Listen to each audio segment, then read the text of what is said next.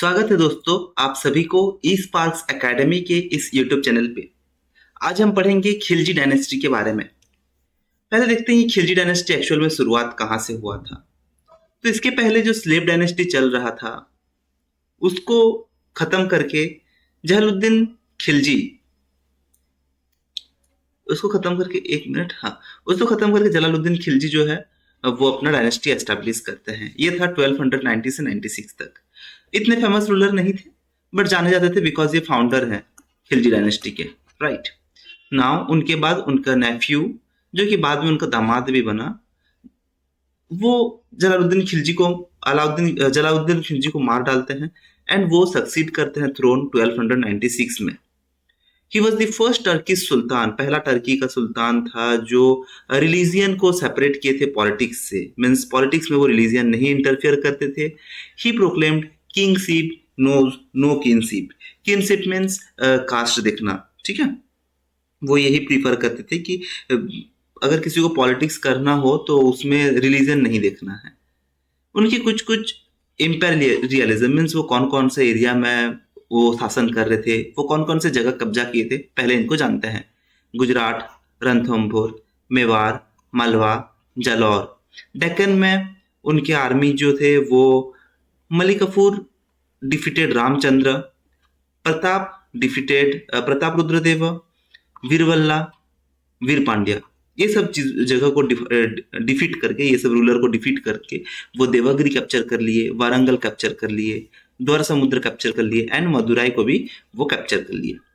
Administrative reforms अगर देखें उनके शासन में तो नोबेल्स द्वारा, पिछले बार जैसे नोबेल्स द्वारा 40 नोबेल 40 जिसको हम पढ़े हैं, तो 40 नोबेल्स द्वारा जो प्रॉब्लम हुए उसको प्रिवेंट करने के लिए ये 4 ऑर्डिनेंसेस इशू किए। ऑर्डिनेंस मीन्स जनरली कोई लॉ बनता है तो उसके पहले ऑर्डिनेंस इशू किया जाता है। तो the first ordinance which was is to confiscate the religious endowments. जो भी रिलीजियस पोजीशंस थे उनको वो कब्जा कर लिए। And free grants of lands, इसको वो बंद कर दिए कि जो भी जमीन दिया गया है उसको पहले छीन लो, फ्री में जो जमीन दिया गया उसको छीन लो। प्लस जो रिलीजियस जो भी एंडोमेंट्स जो भी पोजीशन है उसको भी छीन लो, ये पहले उसको हटा दिए। सेकेंड ऑर्डिनेंस वो इशू किए थे जो कि अपना स्पाई सिस्टम को, अपने जासूसी सिस्टम को बढ़ाने के लिए।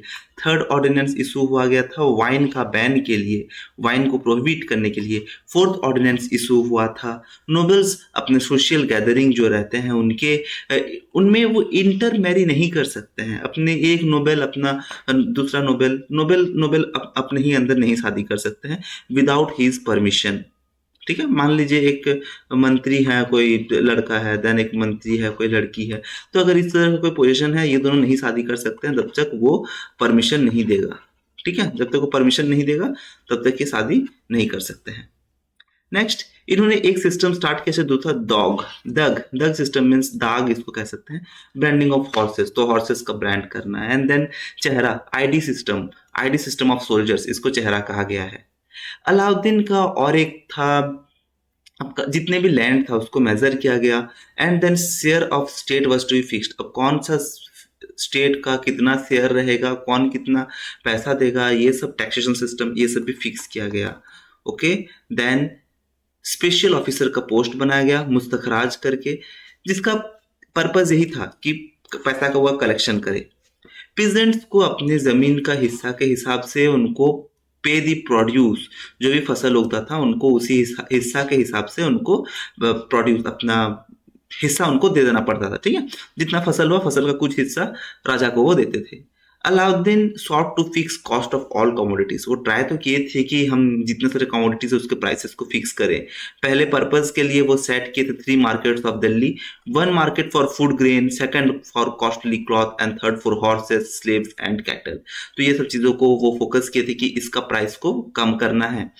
Each market was under the control of high officer called Sahna high official थे जो मार्केट को कंट्रोल कर रहे थे उस टाइम में। वो मेंटेन कर रहे थे डिफरेंट मर्चेंट्स, जो भी मर्चेंट मीन्स जो भी ट्रेडर्स हैं उनको, कि कौन क्या बेच रहा है एक्चुअल में। And then strictly control the shopkeepers and prices को भी मेंटेन किया जाता था। ये देखिए, मतलब कोई भी मनमानी प्राइस में नहीं बेचना है, जो भी है मेंटेन करके प्राइस बेचना है, इस चीज को मेंटेन कर रहे थे।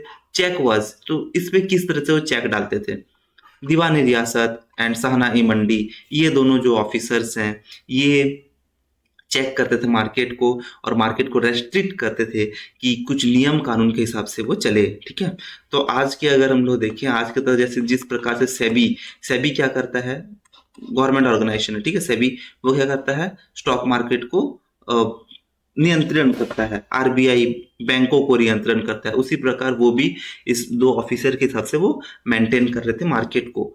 Good for sale were brought to open market, open market में बिक्री हो रहा था, खुला मार्केट में सारा ही अदल, जिस तरह से कि करप्शन बंद हो जाए। फोर्ट्स बहुत सारे बनाए गए, मोस्ट इंपोर्टेंट जो फोर्ट है वो अलाई फोर्ट है, एंड इनके टाइम में कंस्ट्रक्ट किया गया था Alai Darwaza, entrance gate of Qutub Minar. Qutub Minar slave dynasty में बना हुआ था, इल्तुतमिश द्वारा कंप्लीट किया गया था। स्टार्ट किसके द्वारा किया गया था, कुतुबुद्दीन ऐबक द्वारा।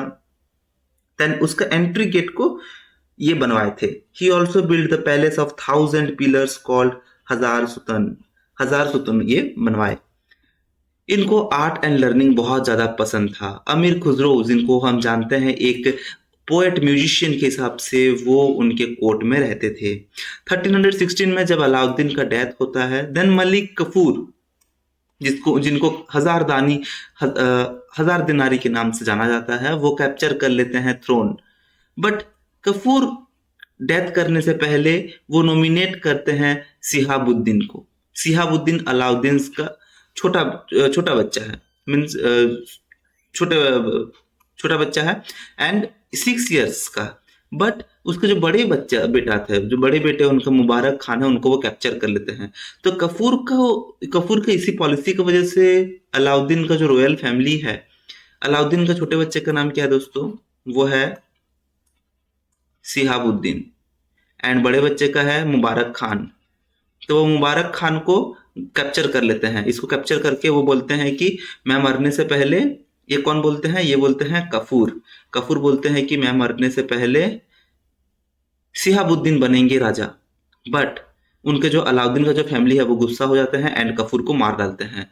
देन बन जाते हैं राजा मुबारक खान। मुबारक खान को जेल से निकाल दिया जाता है and work as a regent. तो रिजेंट की तरह काम करना मीन्स, रिजेंट की तरह काम करना मीन्स छोटा जो रहेगा बच्चा, जिसका ज्यादा दिमाग नहीं रहेगा, वो ऐसे गद्दी में बैठा हुआ है, तो उसको समझाने के लिए, उसको बोलने के लिए उसके जगह में कोई एक राजा रहता है, कोई एक इंसान रहेगा। तो ये छोटा बच्चा ये भले ही राजा है, बट रीजेंट कौन है, एक्चुअल में संभाल कौन रहा है, Shihabuddin. He capture the throne at the first opportunity. बाद में ये अपना थ्रोन भी, अपना हिस्सा भी वो कैप्चर कर लेते हैं, बट ज्यादा दिन तक ये रूल नहीं कर पाते हैं, बिकॉज ये डिबॉचरी मीन्स सेक्स, वाइन, दारू, ये सब में ऐसो आराम में ये घुस जाते हैं एंड अपना जो लाइफस्टाइल है वो इसे गिव अप नहीं कर पाते हैं। देन ये उसी में डूबे रहते हैं, ये अपना राजपाल क्या और संभालेंगे उनको।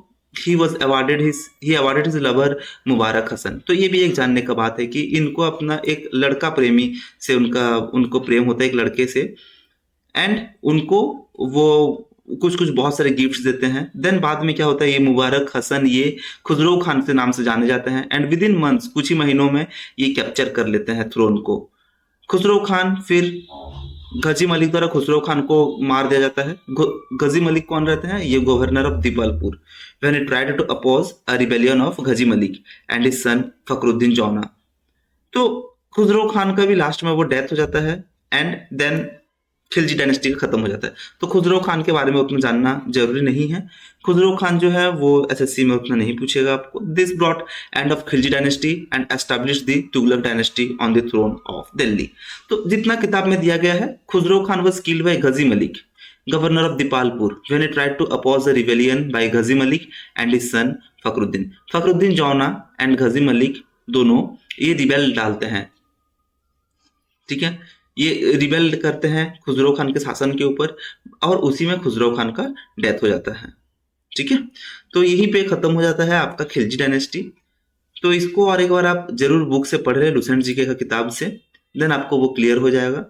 ठीक है, मिलते हैं हम लोग नेक्स्ट सेशन में फिर से लेकर के तुगलक डायनेस्टी को।